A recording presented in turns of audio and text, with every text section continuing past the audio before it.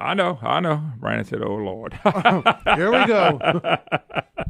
Y'all all welcome to the Griffon Show. Terrific Tuesday. Great to have you with us. I do not have Bananas Foster yesterday, but that was fun. Boy, I tell you what, I don't know about you, Brandon, but I think you agree with me that everybody enjoyed eating Bananas Foster all over this building yesterday. It was delicious.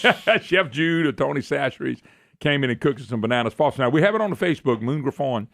Facebook, if you look at Dylan Moon Griffon, it's live. I think it's only about 3 minutes. Mm-hmm. And Sam, is it Stokes? Mm-hmm. Sam does a great job around here with the audio and video and with the radio station. And so Sam came in and filmed that yesterday, and we actually put it on our Facebook at Moon Griffon Show. So you want to check it out.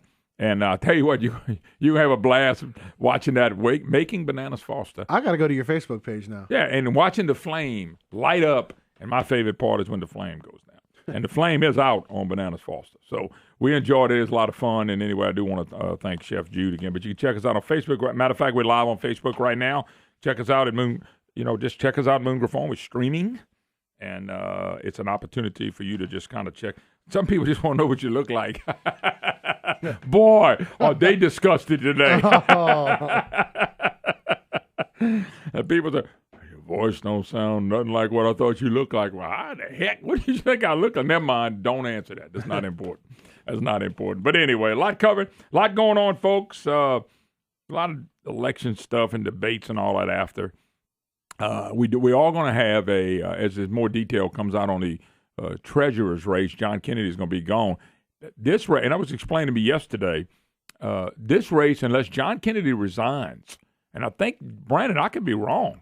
I think he has to resign by like Wednesday, tomorrow. I mean, he's got to do it really quick. And that's the only way that the governor, Bell Edwards, our one-term governor, will did I say something wrong? No. John Bell Edwards, our one-term governor. I'm listening intently, man. Okay. And he can call it, and they can have a March election with an April runoff. But if that's not done really quick, and I have not talked to State Treasurer John Kennedy, and y'all had him interviewed just a moment. Y'all didn't ask him about that, did you? I asked him. I can play it for you in a minute. Can you tell me what he said? Well, I mean, I'd rather play it for you and let him talk. Figure it out. And I have not heard from him, and I know he's still got to have some work to do. So but anyway, if he doesn't resign, the election's going to be next fall, so we're going to have another fall election. And they had a list with all these candidates. None of them are known so far that I've seen anyway are statewide candidates, people that have ran statewide. So I personally like to see Bananas Foster running that race and get Timmy Teeple to run the campaign. Then our brother or my mother, I don't like him. I can tell you right now, that guy needs to go. He's destroying everybody, and it doesn't need to be that way. I mean, elections are tough enough. They're tough anyway. But that guy right there needs to be number one target for all of us. Just get the hell out of here. Just get out of it. If that's all you're going to do is run the candidates you run and try to run the people they run against, enough of Timmy Teeple. So if Timmy Teeple chooses and helps, because I saw a couple names. That's why I'm bringing his name back up, Brandon. I'm curious about will he pop up? There was one, Angel Davis. She was in the general administration, okay? Pretty smart lady. High IQ, but her name popped up as one of the potential candidates. I'll get them real quick. And I thought that might be the one Timmy Teeple gets. And if Timmy Teeple gets her, we don't want her. Because I can promise you it's going to be nasty. A nasty campaign. Let's see. Angel Davis, here it is. She's one of the ones, Baton Rouge, former Governor Bobby Jindal's Commission of Administration, staff member. Putting together the governor's budget proposals. I also work with Mike Foster and New Orleans Mayor Mitch Landrieu as lieutenant governor. So be on the lookout. If she's going to get Teeple, that's the one we don't want because she's going to have the money and she's going to have the nastiest campaign alive. Now, I'm not saying Angel Davis will use him. I'm saying that would be one of the ones you can look at. Noby Chabert, Homer, Paul Hollis, Covington, former Speaker of the House, Chuck Cleckley. By the way, I met him, I told you. Eric LaFleur of Ville Platte, Democrat. Speaker Pro Tem Walt Leger, Democrat, New Orleans. Colonel Rob Manus' name is popping up again. I guess we can, and I like Colonel Manus, but I guess he's officially a politician now. I'm just saying. Neil Raza, my good friend Raza is looking at it. State Representative John Schroeder of Covington. Julie Stokes, a liberal Republican from Kenner. Hold up. I thought I saw some more Democrats in there. Let's see. Another one I thought I saw. Eric LaFleur, he's a big D, Democrat. And Walt Leger is a big Democrat. So anyway, I don't think Timmy Tebow will be running their campaign. So anyway, that's just a few names, but all these people are regional candidates. All these, except for Manus, none of them run statewide. So if this election is going to be in the fall, it's called raising money. Who can raise money to at least put their name out there? Of course, they're all welcome on our program. We'll invite them and love to talk to them about the issues of the day. Most of these are former representatives or current representatives. 1, 2, 3, 4, 5, 6, 7 are representatives right now or senators. Chuck Cleckley is a former House Speaker. Chuck is not in office anymore. Manus is not in office. And so Manus is the only one with any kind of statewide name recognition, Bernie. Okay, Bernie's listening and going, don't call him Brandon and give him a compliment. Anyway. No, I'm wondering how many of those that are in current office right now voted for the tax increases last year. Because that might become an issue if they decide to run. Oh, no. To me, their voting record is who they are. And if all these people run, then they all have a voting record. Now, Brandon, I'm a little funny on this. Kennedy never was in the legislature. Mm-hmm. And this is just me talking out loud, folks. I like the idea of having somebody not in the legislature because I want somebody that we can talk to, too. And somebody that's not controlled by the legislature and is kind of quiet. Kennedy wasn't quiet. I think is John going to be sworn in January 3rd? Yes, January 3rd. Can I give you something ironic? And this is personal, and it hurts, too.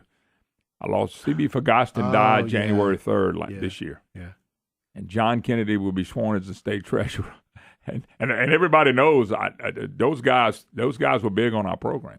Now, people don't realize I got a lot more people behind the scenes, but still, by the way, the paid political hacks, I hadn't found that one yet. But that's a lot of institutional knowledge leaving the Moon Griffon show. Now, think about it. That's in 1 year, exactly a calendar year, to have CB pass, he's gone now, and then John leaving the state state treasurer. That's a lot. Although it's interesting, he'll be still living in Madisonville, though. He's not moving to Washington, he says. Well, I hope he doesn't. Mm-hmm. I hope he doesn't. Oh, no, look, you'd be surprised at the people that have stepped in through the year at the loss of CB. It's been phenomenal, and I wish John the best of luck. But see, John wasn't scared to challenge the governor. If you elect any one of these elected officials, I just don't think they're going to be challenging the governor. Okay? They was not scared to challenge the system. I think out of all these people I just read, I don't know if anybody's going to challenge the system. And see, that's what I'm saying, Brandon. Well, why do we have to have somebody challenge the system? Because I don't think anybody should be a rubber stamp for the governor. I don't care if it's a Republican or conservative or liberal, what they are. We ought to not rubber stamp that. That bothers me. But I look at it different than a lot of people. And I'm not saying I look at it the right way. I just said I look at it different. I'm not sitting here saying, I know this and y'all don't. Although I do sing the song, Listen to Me. I'm joking when I sing that, folks. But it hit me today driving to work. I said, if John swears in, he's sworn in on the 3rd of January when CB died. And I thought, wow. In one tall swoop, 2 guys that really had a grip on what was going on really in this state are gone. Who will step up publicly? Jeff Landry steps up. I know Jeff will step up, but the legislature is not Jeff's job. He's not going to be the treasurer. He's the attorney general. So, it is what it is. But I am curious to see if I just got a feeling, if it's held in 90 days, you can see somebody pop up that has name right recognition and money. If it's in the fall, you really could see 2 or 3 people pop up. Just because these people said they want to run, don't mean any of them are going to run. Right. This is early. This is people jumping up saying, none of these people will come from a strong base. Just their little congressional district and Senate race is not a base in the state of Louisiana, Brandon. That's all I'm saying. It's not a cut. I'm not cutting any of them. I'm not even talking about any of them. So would you say if that field holds up, and it's pretty sure to change, would you say Colonel Manus is the front runner? If Colonel Manus can raise money, I think one of the problems he's had in the Senate race is raising money. You got to be able to raise money. His name recognition is going to be high, Brandon. There's no doubt about it. The other problem he may have a little bit is he's ran for 2 or 3 offices in a row. He's putting an Angel motto out there. If the office comes open, I'm running. Well, but you mentioned Angel, though. I mean, look at all the money that was spent in that race by Angel. Didn't do him good. I mean, right now, candidates are showing it's not necessarily about having the most money.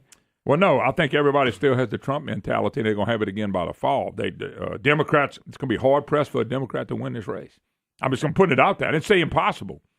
But I guarantee, I hope John Bel Edwards endorses him, because that'd be the death knell. If him and Bananas Foster will endorse the Democrat, we know the Republicans are going to win. I just amazed that people don't understand John Bel Edwards didn't win that race. If he doesn't understand that, he'll be clocked. Maybe he doesn't, because he's trying to go for all the taxes he can in his one term that he's going to serve. All right, we got to take a break. 844-766-6607. Hickson has a hotline, and boy, do I have a lot of stuff to cover today. We'll be right back. Me. This ain't the Three Stooges. Oh, man, we got our next sound effect. Hello, welcome, Moon Griffon Show. Great to have you with us. Hey, let me jump gears. You may look at this as more of a local deal, but I'm not trying to make it local. I'm trying to bring this into the big picture of what's been going on with Trump and what happened to Scott Angel just getting blasted. And I want to, what are we tired of? We tired of good old boy deals and backroom politics and nothing coming forward. I'm going to bring your attention to something which really affects everybody. It may affect us directly where I live at, but everybody knows about red light cameras. I mean, it's a Sulphur. Let me salute Sulphur. I think Sulphur beat it 92-8 when they put it to the vote of people. And red light camera, by the way, I've had my share of tickets. I paid all but one. And they sending me letters now, some collection deal. I don't know if I'm going to pay it. My pride's getting to me now. I don't want to pay it, but my wife said, you need to pay this. I paid them all. So, and I don't want to pay a lick of them because I think it's the dumbest thing people can do. But if they let the people vote and the people voted for have red light cameras, then I'd proudly pay it. But anyway, some people tell me they ain't paying it. They got a ton of them, but that's beside the point. I'm not for red light cameras and never have been, never going to be. So let me show you how the good old boy network politics that we just rejected is still working. All right, we got Joe Robideau, the tax man. The tax man was in the legislature, voted for every tax known to mankind. So the tax man runs for parish president. People here say, yeah, we want him, and they vote him in. All right, there's a red light camera contract, this Red Flex group. And let me say again, I don't care about the cameras. I don't care who owns them or whatever, but the transition team for Joe Robideau was the Picard group. Mike, me showing him. Okay, they did the transition. No problem. What's the problem, Mr. Griffon? Well, they're thinking about the Picard group, and me showing them are now leading the charge to take the red camera contract, which is millions of dollars, away from one company, and they're trying to get, Michaud and them are trying to get it to another company. And here's the connection. Mike Michaud and Joe Robideau, Scott Angel. It's all the same group. And so it is who you know. Michaud and them help some of the board members win. So what they're doing now is they want Robideau, their buddy in power, to take a contract away from one company and give it to another company, because the company that they're helping get millions of dollars of contract. Now, and this is what the people in Lafayette need to wake up and go call your councilman and get on Joe Robideau, the tax and spend liberal, about cutting brother-in-law deals with people who, they did the transition. Let me pay them back now. And that's what this is. This moving of the money to whoever's in office is what people are mad at. That's why Clay Higgins is going to Congress. It's why Donald Trump is going to be the president. We're tired of it. And yet, that's exactly what's getting ready to happen here. People are getting ready to change, and they're going to talk, it's a better contract. All that's a bunch of bunk. It's who you know, and it's the political power players who, by the way, all were behind jail. Every one of these people. Raising money for him. And so I just want you to watch it in front of your eyes. And don't tell me, well, he's a good guy. Well, I know him. He wouldn't do nothing under the table. He's not. It's going to be over the table, the top of the table. But a contract's going to be transferred from one company to the company who's friends with the parish president and with the councilman, and they're going to get the millions of dollars of contracts because they know each other. They're power brokers. They're power players. And by the way, they endorsed Angel. That's what bothers me about the whole. That's what I get so upset about politicians for, because they'll come tell you, no, everything was up board. We were just getting a better deal. We didn't have anything to do. We didn't make any money on that deal. That's what they'll tell you. And I just look at this and I just turn my head and go, that's what's been happening in Louisiana in politics and Baton Rouge in this country forever. And my cousin, as I told you, I'll tell you his name. Well, I better not do that to him. My cousin always told me this, Brandon. When I got into this, he pulled me to the side with his joke and said, let me tell you something about politicians. It's about getting your person elected. And the people around you that help raise the money and get you elected, when you get in office, you turn around and you take care of those people that help you get elected. Not the voters. The people who raise the money, who help deliver the votes. And that's what's happening in this brother-in-law deal between Robideau and the Picard Group. This is a brother-in-law deal. This is a brother-in-law deal. We're going to take millions from over here and put millions over here. Now, I'll be honest with you. I think the honest thing would be to do is to give the voters an opportunity to vote red light cameras up and down in every parish, in every state. And if you want them, you got them. You know, and maybe it ought to be like a tax renewal, Brandon. Maybe it ought to say, okay, we're going to do this for 10 years. And in 10 years, we're going to bring it back up. And we're going to see if the people still want to go with this. But instead, this is not what was done. But this is what people get mad at. Me and you are friends, so I'm getting ready to get the contract. Because me and you are friends, and I help you get elected, so I want my money. I want my investment. I want my return. That's all this is on this red light stuff. This is the return on the investment they invested in Robideau. I just shake my head at him. By the way, his name was thrown out there as a state treasurer, and he wasn't on the official list. Oh, no. Don't let him get out of here. Let him do his job that he claimed he can do. But I'll see what we're going to do now. We're going to do these brother-in-law deals and who you know. Let's help millionaires become millionaires. And that's a shame. You want to say something, sir? You had a question? Well, I was going to say, you said every 10 years. I think every new term of a city parish president, that's when. Because a lot of times people will vote, in a race. That might be an issue. Good point. Depending on the cameras. That might be a point. Good point, Brandon. My issue is I'm getting rid of red light cameras, and you win an election, you get rid of them. And you got a council, you got to deal with all that. But they were put in. Were they really put in with no vote of the council? Somebody told me that the other day. I don't know if that's true or not. Was who put in? Oh, with the red light cameras. Oh. Were they really put in? It's been so long ago. I don't remember that. I know.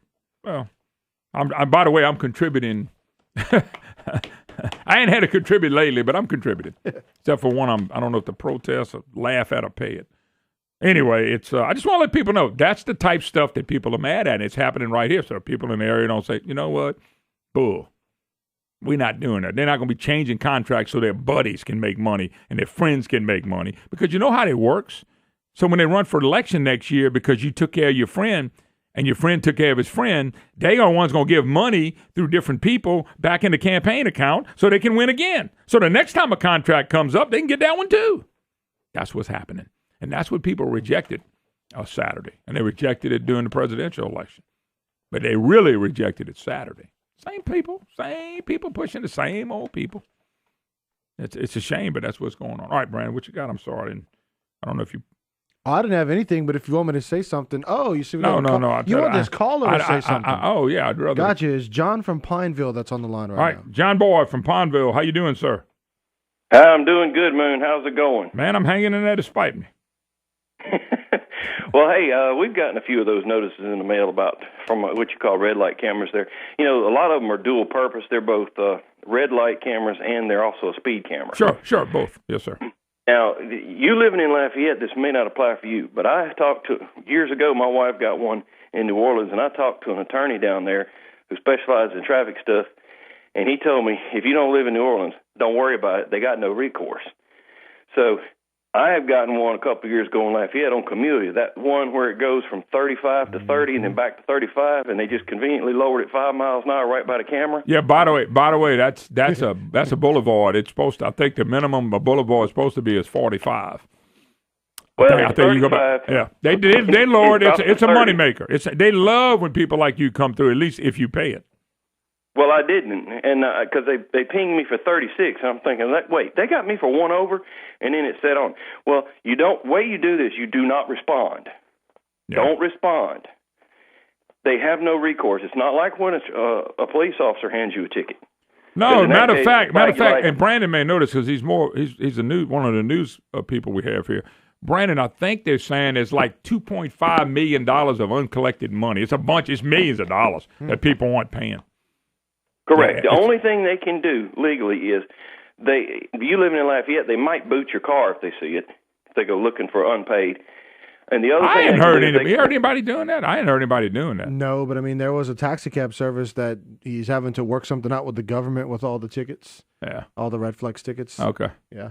Okay. But anyway, I don't think they can boot the car on that. I'd be shocked if they could. Well, the other thing they can do is report you to a credit union for an unpaid debt. But if you challenge that, they have nothing to show where you signed to pay for anything. So, No, they can't do that. That's already been rebuked.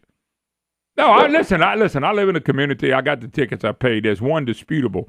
I had two of them I owed, and I sent $50, but I didn't have the coupon but on one, so I sent the $50 in, and so they credited me for $25, but didn't credit me for the other $25. So my dispute is I don't owe you anymore. They claiming I still owe them $25. As a matter of fact, back in October was when this story came out where the LCG, our local city government, shut down Dixie Cab because they had over $56,000 in Red Flex cameras. Well, that's another story right there. God have mercy. I don't have 56,000. I think I'm a little under 50.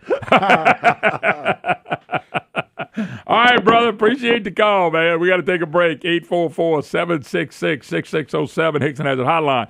But hey, if you don't wake up, there's a brother-in-law deal being cut, and the same players in there, same old politicians. Michaud and Robideau.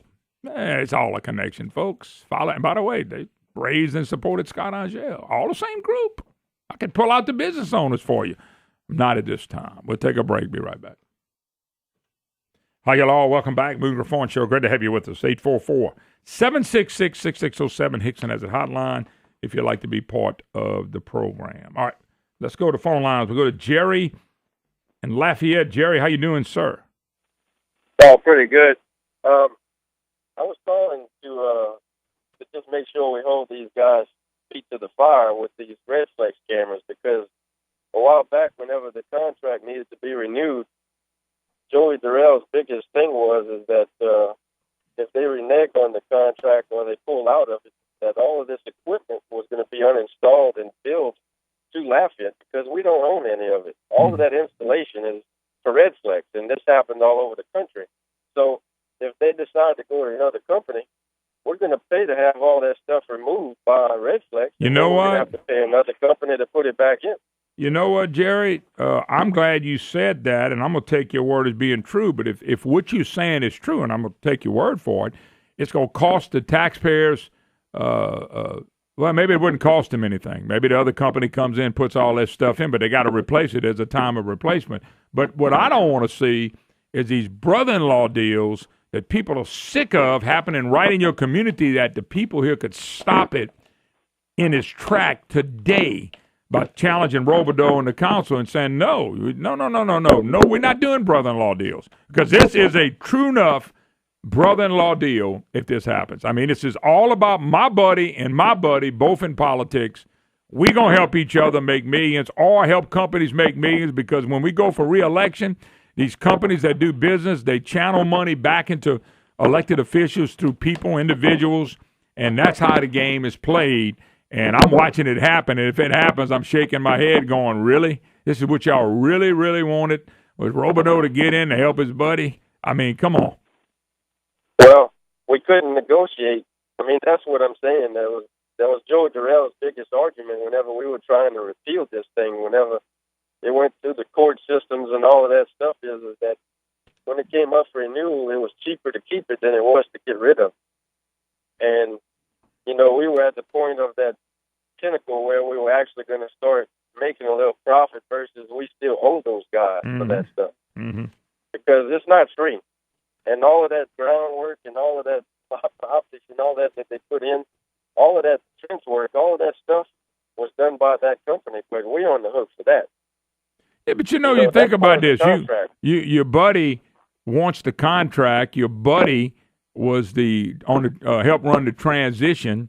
Your buddy turns around and looks at the government and says, I want to talk to you about this $1 million worth of contract, but I'm going to tell you right now, stuff was negotiated before Robideau run. Now, everybody acts like this is just doing this now. I'm telling you, that was negotiated before. Get in there. Let's wait a little time, which was last fall. Get in there about a year, and then we can bring it up. That way we don't look like we did it before the election. But people that are going to give you money, I guarantee you, if you follow the money trail and you can go back and pull up money donated, you'll find out everything what I'm saying is true.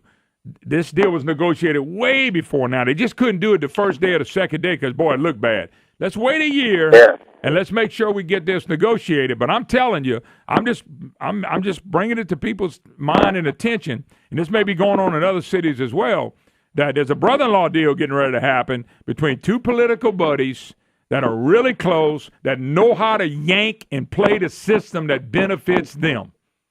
And that's the fact. That's what they are. This is benefiting them, and they're political buddies tied at the political hips, and they know how to play the game to benefit them. And that's why this wasn't something they just came up with.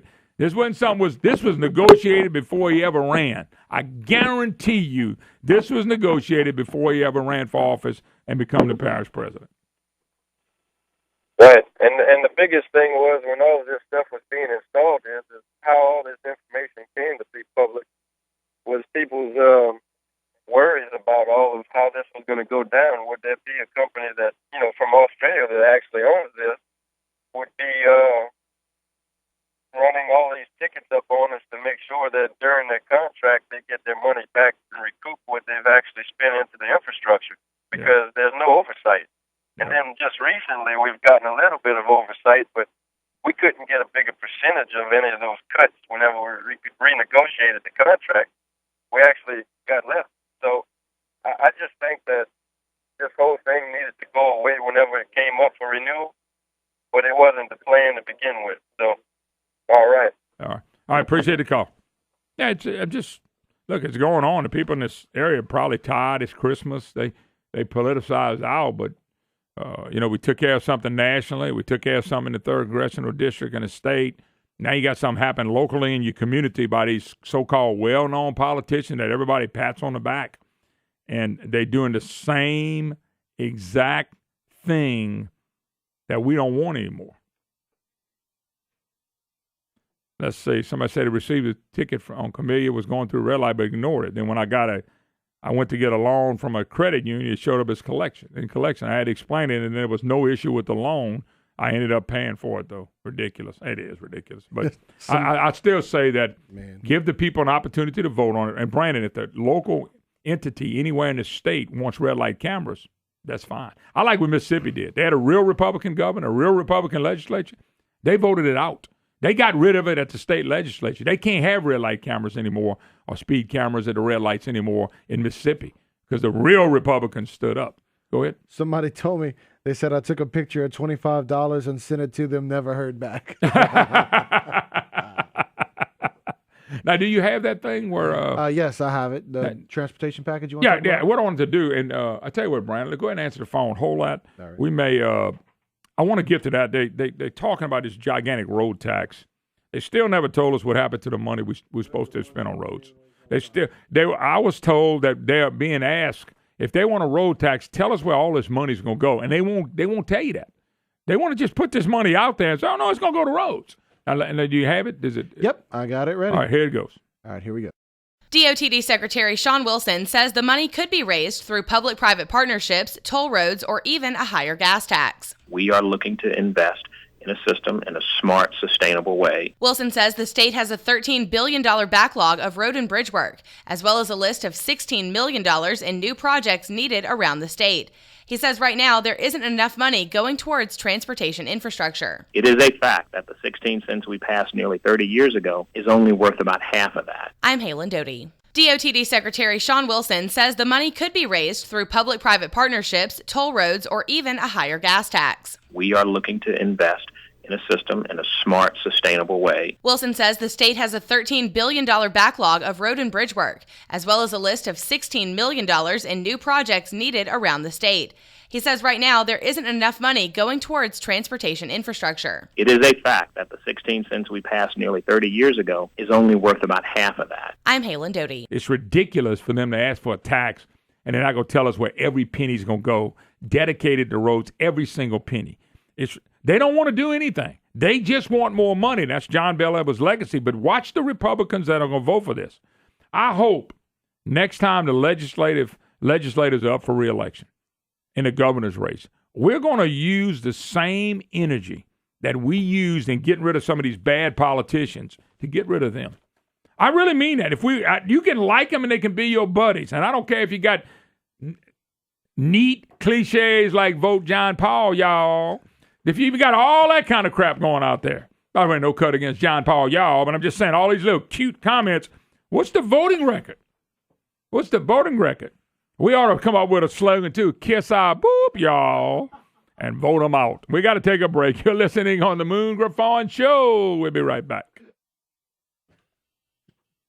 Hi, y'all. Welcome, Moon Griffon Show. Great to have you with us. 844-766-6607 is the Hickson Has It hotline. Don't forget HicksonHasIt.com. We're going to jump gears, folks. I got two gentlemen on here. They've written a book. They've followed the political system probably longer than I have. They've watched the ins and outs. They got a new book coming out. It's called Long Shot. Tyler Bridges and Jeremy Alford.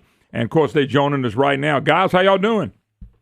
Yeah, we're doing great. Doing great. Well, I tell you what, let's talk a little bit about the book. And I think y'all dedicated this book to a couple guys. Now, I may be wrong on that, but I think y'all have. So, Jeremy, let's start with you.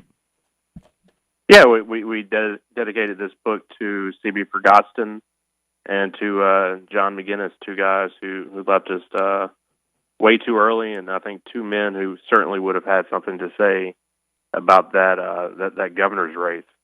CB, in particular, I think we lost a media watchdog with CB, and as much as the coverage of the media of these last two election cycles have been, I think CB would have certainly had a lot to share about that.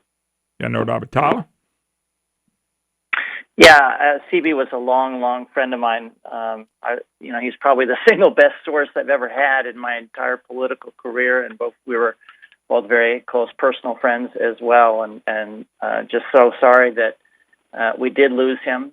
And he certainly would have enjoyed being around during that governor's race, and just miss all of his insightful comments and his just a good friend. And as Jeremy said, we lost him and John McGinnis too early. Yeah, CB was around for the governor's race, but that was he was going through such a tough time. Nobody really knew about it at the time, and of course we lost him January 3rd. That was a gigantic loss for me as well, and for the state. But talk about the book a little bit, guys. What's the book, and talk about what kind of stuff do y'all cover in the book? Well, the book is called The Story of the 2015 race for governor as told from the campaign trail. And, if you strip the kind of the party labels and the partisan drama aside, it was a uniquely American story that could only be told in Louisiana. You had this true underdog candidate who was running against a polished politician who, to some extent, had already survived the depths of controversy and found some redemption on the ballot. And at the end of the day, though, this is a story about the self-determination of two men who refused to take no for an answer as they reach for the top political crown in Louisiana, the Louisiana governorship. Well, does the book, what all do y'all include in the book? Is this like just from the campaign itself and the ins and outs of the campaign? Is that basically what the book's talking about? Does it cover a whole variety of stuff during the course of the campaign? No, one of the most exciting things about this book is that we take you to all the mile markers along the road to the governor's mansion. We show you what it looks like to run for governor, from the Political Hall of Fame induction ceremony that year to Washington Mardi Gras in D.C., which I attended and covered from there. Behind the closed doors at the debates, what happened before and after the debates, what happened in the bar rooms and in the courtrooms. we left no stone unturned, and it's the classic Louisiana tale that's still unfolding today. And it really reads like a novel. It's in the same vein as the great Louisiana political campaign books like Last High Ride, Cross the Bear. There have been a couple on Earl Long. We really tried to follow that formula. And I think we did so in a very kind of modern way. You see things in this book with social media and text messages that really didn't crop up in any other open race for governor before. Yeah, it's interesting. Okay, let's go do this too. Is the book available today? Hey guys, y'all, is the book available today? Yes, it is. You can order it right now. If you go to LouisianaLongshot.com, you'll get a copy signed by both myself and Tyler. You'll get a first edition of the book, but it's available at Barnes & Noble. It's on the way to Books A Million, and it's in the independent bookshops around the state. And we're currently on a statewide tour. We've been through Ruston and Monroe. We're heading to Shreveport this afternoon for a 6 p.m. signing at Barnes & Noble. And Shreveport will be at Denham Springs tomorrow and some other spots too. Have y'all had, and by the way, we're talking to Tyler Bridges and Jeremy Alford. Their new book is a long shot, and they looking back at 2015 at the election of John Bell Edwards and everything that went on in that election. I do have a question for you guys in the book, and I ain't had a chance to read it yet, but I'm going to go buy one. I'm going to make y'all a promise I'm going to buy it and read it because I really am curious. Is there anything in this book about Darden and Angel turning on Vitter? Do y'all go that far in this particular book, or anything about this was more of an anti-Vitter than a pro-Bell Edwards? Or are you just taking it from one side? And by the way, if you are, that's fine. Or do you take it from the big perspective? Moon, this is Tyler here. Jeremy and I, we take the reader through all the various twists and turns. It's not pro-John Bell Edwards. It's not pro-David Vitter. We just follow the story. We lay out the facts, let the readers make the conclusion, but there's all sorts of details that the reader hasn't seen before, as we did over 100 interviews with folks after the election was over to literally put the reader in the room and capture the thinking of the candidates and their top aides while it was going on. And so we capture the thinking of Scott Angel after he loses in the primary. He trailed Vitter fairly closely, and we also take reader through the thoughts of Jay Darden. And in the end, as we tell in the book, Scott Angel stayed silent, did not endorse David Vitter, and Jay Darden came to a different conclusion. He decided he wanted to endorse John Bell Edwards and cross party lines. You guys, I know y'all did a great job with the book. I have not read it. I'm making a promise I'm going to go buy it. But y'all can come do it. If this goes really well, I think y'all got another book in the makings over here in the 3rd Congressional District with Clay. I'm serious with you now. Clay Higgins absolutely blowing Angel out the water, not even close. I'm being honest with you. That would be an interesting read and write as well, because that blew the minds out of all the political people that thought they knew everything that was going on. And I just think it's another book for you. I'm encouraging y'all to come look at this, because you may can come with a sequel that's not the same, but has a lot. When you started the program, you two guys started the program, I thought y'all were talking about the 3rd Congressional District, because it fell down kind of like what y'all saw with the governor's race. Yeah, it did. It was an amazing race. And I just wanted to add something to your previous question as well, in that, we had a unique opportunity with David Vitter with this book. Yeah. In that, I think to some people he's one of the more misunderstood elected officials in Louisiana, and he has this persona that sometimes comes off as robotic. And what we're able to do with the book is to really add a human element to David Vitter that sometimes got missed in some of the profiles by reporters, that shows his relationship not only with his wife but also with his staff. That I think there's a lot of stuff in there that people may not have ever heard about. And the Vitter campaign in the book is to talk about their challenges with the media, something that we heard from Donald Trump this year, that no matter what they did, they felt like the stories were written ahead of time, that there's nothing they could do to change perspective. It also, I think, shows, at the end of the day, that these people are human beings, and that absolutely David Vitter made his own choices in 2007, but the media coverage and the kind of circus that followed, had an effect on family as well. Sure. And you may remember, Moon, in 2007 when the scandal broke, David Vitter basically couldn't be found for a week and a half or so.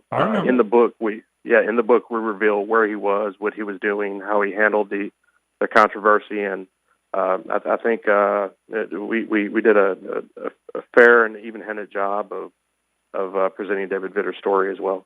No, but I think that's good. The only reason I ask you about the perspective of John Bell Edwards, when you say long shot, he was the long shot, and the story was about John Bell Edwards winning this election. It's no doubt about it. I just know there was another side of it that I thought had a big influence, and y'all probably cover all that. I hadn't had a chance to read it, and I apologize, but I am going to go get it. The name of the book is Long Shot, Tyler Bridges and Jeremy Alford. Okay, guys, let's do this. About a minute left. Both of y'all just talk a little bit about the book and where you can get the book from. Well, we're doing a book signing in Shreveport tonight at the Barnes & Noble, 6 till 8. I'll be at Cavalier Books tomorrow in Denham Springs from 12:30 to 1:30. Then we're going to do an event tomorrow in Baton Rouge at the Old State Capitol from 4:30 to 6:30. And we'll be at the Barnes & Noble on Thursday in Lafayette from 2 p.m. to 4 p.m. And folks can order directly from us if they can't make any of those events at LouisianaLongshot.com. That's all one word, LouisianaLongshot.com. And Jeremy and I will sign those books. No doubt about it. Anything else, Jeremy? No, I think we just about covered it. The LouisianaLongshot.com is probably the easiest way to get it. You just click on and we'll ship it to you. All righty, guys. Look, good luck. Hope the book's a success, and I'm going to promise you I'm going to read it. And I'm not going to do any commentary, okay?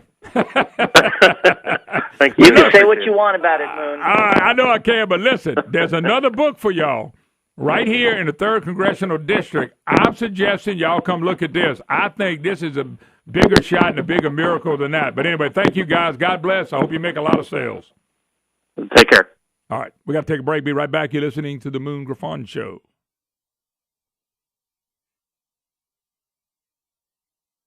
(607) Hickson has a hotline. All right, Brandon. Request from me to you for at least the next week and a half that I'm here. Find me some Christmas music that you can blend in with the other music. Okay, all right. I just think it'd be cool to have a little bit of it. And I'll sing along if you want me to. No, you can hold the singing. Hey, if that's the case, we're going straight rock and roll, hard rock. Oh, man. 844-766-6607. Hickson has it hotline.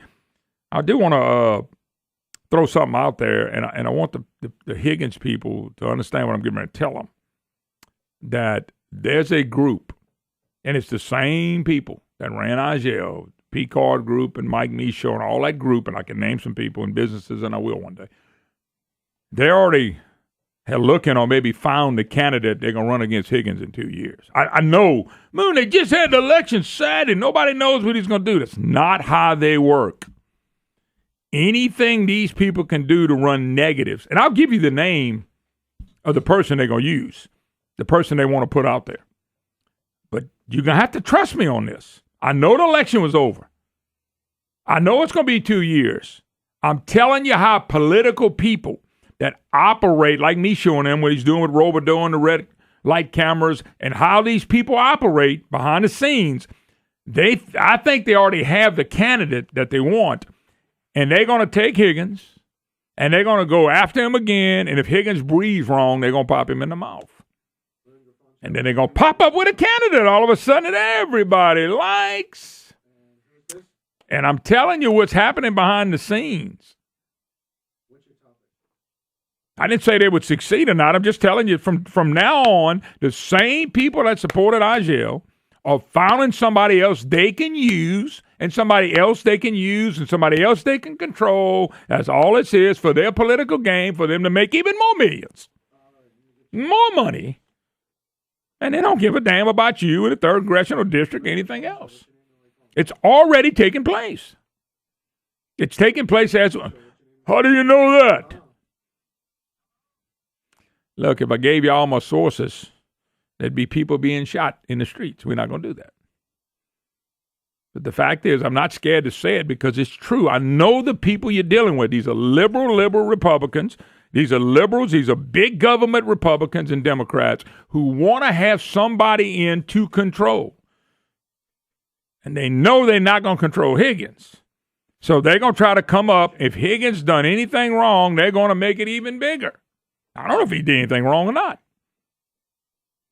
But you can bet what I'm telling you today, if Lord willing, I'm still here in 2 years, you're going to see him try to do it. Now, Every elected official has to defend themselves and their votes, and I understand all that. But you're playing with political hardball guys that know they got to have their person in to get the money and contracts and things they want done. This is being done now. I'm letting the Higgins people know this. And what I'm saying is true. I'll stick by it. I got to wait. Once again, some of the stuff we say we have to wait 6 months, 3 months, 6 months, and a year and 2 years for it to come true. Mark my word. I'm just telling you, they coming. They doing they're going to start working on it. They've already started. How do you think this same group knew what to attack Higgins with? Well, after they made up something, they had to go attack it. They don't care if they have to make it up. They don't have to care if they lie. They don't care what they have to do. They want somebody in the control. And I think it's the same thing with the P-Card group and people like that are going to be out there trying to make that money. And the way they do it is through politics. That's what this is all about. So I'm just warning you. All right, 844-766-6607. Hickson has a hotline. First call we're going to is Edward. And where's that at, Brandon? Monterey. All right. No. Oh, we thought we was going to Edward in Monterey. I guess Monterey. All right, well, next then we have Dustin from Lake Charles. Dustin from Lake Charles. How you doing, Dustin? Doing good. Good to hear from you. First time calling. Yes, sir. Thanks for calling. Whether you like me or not, thank you for calling. I guess they can blame non-jail on the Russians. Yeah, hey, that's what I was starting to think. It's crazy. The Russians would have been in a better position if they'd had Hillary Clinton in office. No doubt. And it kind of cracks me up because one of the moderators had kind of it reminded me whenever she was saying when Trump said he don't want to give anybody a heads up about us in war or anything else because it's not good because General Patton be rolling over, and she said it's psychological warfare. Well, they did the same thing in the election, and people haven't caught on to it. That's why they were saying Hillary was up by so many points because it was psychological warfare. Who wants to get out and vote for someone that's losing? By the way, by the way, that's a great point because but we know that with the news media anyway. They create the news and then they go cover it like they want to. Could you imagine if the news there's a poll out there going, was the president the best ever, the worst ever? Okay, and so I'm sitting here going, what if they would have ever covered Obama for what he really is, a Marxist who hates this country, who drove it into the ground, healthcare, economy, the border. If they would have covered it properly, he would have about a 19% approval number, and he would be the worst ever by most everybody. But they never covered him. They never covered the real Obama. They still don't cover the real Obama. So yes, people say he's a great president, high poll numbers. All that's a bunch of bunk. And the fact that he was never vetted or covered in the right light. He's letting people come across this border. He spent $100 million on illegals coming across here to run this country, and yet people don't realize it. That's correct. And what's Jeff Stopoulos or whatever his name is with NBC, whatever that goofball's name is that has been directly linked to Hillary Clinton's campaign, was talking to Pence, and he was asking about voter fraud. There's no proof of it. But I was hoping Pence would come back. Do you have proof that there was never? Are you telling me that there is no voter fraud in the country? Bull. We know for a fact there's voter fraud. Man, to the left. Let me tell you something. They shut down the counting in Michigan because when they went into Detroit and they started finding out all the duplication of voting, this really happened. The duplication of vote. We didn't know that. Oh, the system did that. Right when they got going good, they shut it down and said, never mind, it's over. Because they know if they go into places like that in some of these inner cities, the cheating going on is phenomenal. They don't want that. They don't want that. They don't want people to know the truth about that. So they just backed up and said, it's over. No, never mind. Yep, and it's so sad because that there's so many people that honestly believe NBC, ABC, CBS, CNN is a joke. We were tuning in on CNN. My wife was just getting a kick out of all the stuff that they were saying. It was like, this is, and I was telling her, she goes, they're going to try to steal the election. I said, don't listen to the media, because my wife almost flipped. I was like, don't listen to the media. This is all propaganda to keep us from going out and voting. Yeah. And we got out and voted, and look what happened. Yeah, they don't want you to vote. There's no doubt about fake news right. and the propaganda machine. And that's why I don't believe in early polls and things of that nature, because polls dictate how people go do things. And we don't know if they're true or not. That's correct. Yep, that's correct. Yeah. All right, brother. Appreciate the call. I appreciate your time. Thank you, brother. All right. Merry Christmas. Anytime, man. Merry Christmas to you, too. All right, let's go to let us before we go to the next caller, we're going to say a short prayer of grace. Grace. Please, Lord, help me. I need all the help I can get on this next call. Kathy in New Iberia. Kathy, look, we both covered. Go ahead and say what you want now. This might not be that Kathy. I know who this is. Okay. Listen, just one quick point. Back to the 3rd District race, and them already looking ahead. Yeah. I want you to keep your fingers crossed, because Louisiana, we're always a little bit behind the nation. But there's still hope that Louisiana people will wake up just like the ones across this country woke up in this election. I think they did wake up in the 3rd Congressional District. Kathy, I'm just letting y'all know something that I know is going on for a fact. And I know what group is pushing it, because I named the one that's also trying to get the red light cameras that's tied politically. And I got the candidate's name already. I just didn't give it out yet because I want to confirm it. But I can tell you all that's going. There's still hope out there that we will not let those people win. Well, they coming back. They coming. Cut them off. Here's the thing: the same people that supported Angel money people are going to get behind this one. And so what they're telling you is we're going to come with less baggage, but we're going to come with somebody we can control like we did with Angel. That's what they're telling you. Different name, different person, different baggage. But I'm telling you now that Clay has to walk the fine line, because they're coming and they're waiting. And they're waiting to get on him. And by the way, I don't know Clay. I don't know if Clay's going to rise to the occasion or fall down. I'm just telling you, these people, you cannot stop their flow of money. You cannot stop their contracts. That's how they make their money. All this group, that's what they do. That's who they are. I agree with you, but I still say that was the same people that were supporting Hillary Clinton, and Hillary got put to the side. And they could cheat, and I told you this before the election. They can cheat, but it's only about, I would say, maximum 4%, and Trump beat that 4%. And I think it's the same thing on the state. I think people are waking up, and they're not going to go for the good old boys. We just knocked out the good old boy, and we're going to knock out the next good old boy. I'll tell you what we do. And I will say this, I don't think that Higgins has to be as perfect as you think, because people are willing to give him a chance, because he's not a politician and he's not polished. And by the way, Kathy, I hope you're right, because the people I'm talking about that I mentioned on this program are all politics all the time. They breathe, eat, sleep, they live it, because they get money from this. And I hope they expose, and I'll do my damnedest to expose them, because I don't care. I'll go do something else for a living. I'm sick and tired of these same people making this money, cutting deals with the parish president on red light cameras, and now turning around, getting their guy ready to go against Higgins in 2 years, because you know why? They got the money. And that's what it is. They got the money, and they look at Higgins and go, we can't control him, so we got to find somebody we can control, and that's what they're looking at. So we'll see what happens. Yeah, but look how much money the Hillary Clinton people spent. But Scott, I saw an article today. And then on top of that, and then Jeb Bush. How many hundreds of millions did Jeb Bush spend to lose? I think they said he spent what was it? 50 million a delegate, something like that. It was unbelievable. 50,000 a delegate, whatever it was. But the same thing happened here. Angel, I saw an article today said Angel spent $1.2 million. That's a bunch of bunk. 1.5 to 2 million. But the rest of the reporting's not out in there. But it's going to come. And he spent probably $25-30 a vote. And I think Higgins spent about $3 a vote, maybe $4.